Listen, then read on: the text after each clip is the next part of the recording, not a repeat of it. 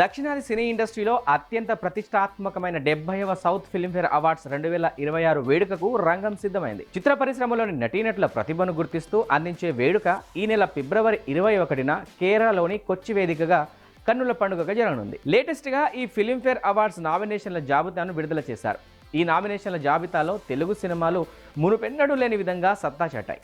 ప్రతి ఏడాది మాదిరిగానే ఈసారి కూడా తెలుగు, తమిళం, కన్నడ, మలయాళ భాషల చిత్రాలు వివిధ భాగాల్లో పోటీ పడుతున్నాయి.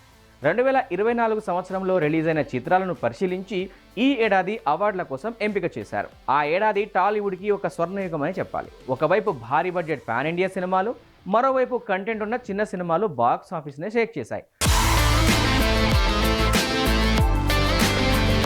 ఈ ఏడాది నామినేషన్స్లో విభిన్న శైలి గల చిత్రాల మధ్య పోటీ నెలకొంది. ఉత్తమ చిత్రాల రేసులో mass, masala, socio fantasy, emotion డ్రామాలు కూడా తలపడుతున్నాయి. ఇక ఉత్తమ సినిమాల జాబితాలో 35 చిన్న కథ కాదు, కమిటీ కుర్రాళ్ళు, హనుమాన్, కల్కి 2898 AD, lucky Bhaskar, Pushpa 2 the rule పోటీ పడుతున్నాయి. ఉత్తమ దర్శకుల విభాగంలో చూసుకుంటే నాగశ్విన్, కల్కి, సుకుమార్, పుష్ప 2, ప్రశాంత్ వర్మ, హనుమాన్, వెంకయ్యట్లూరి, లక్కీ భాస్కర్ వంటి డైరెక్టర్స్ తమ మార్క్ మేకింగ్తో నామినేట్ అయ్యారు. ఇక ఉత్తమ హీరో విభాగంలో పోటీ చాలా తీవ్రంగా ఉంది.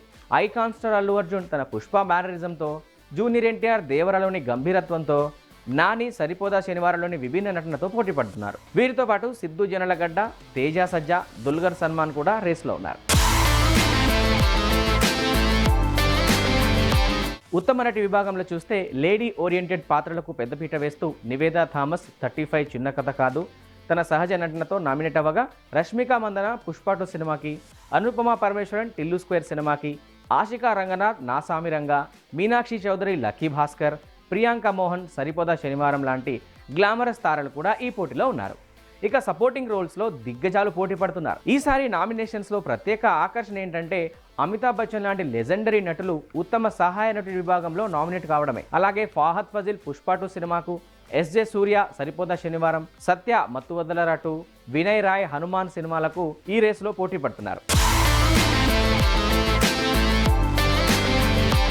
ఇక దక్షిణాదిలోని 4 భాషల చిత్రాలకు ఒకే వేదికపై అవార్డులు అందించడం ఫిలింఫేర్స్ యొక్క ప్రత్యేకత.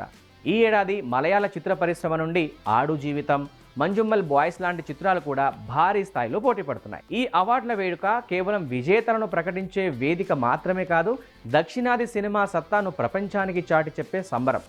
మరి ఈ ఫిబ్రవరి 21న ఆ నల్ల సుందరిని ముద్దాడే అదృష్టం ఎవరికి దక్కుతుందో చూడాలి.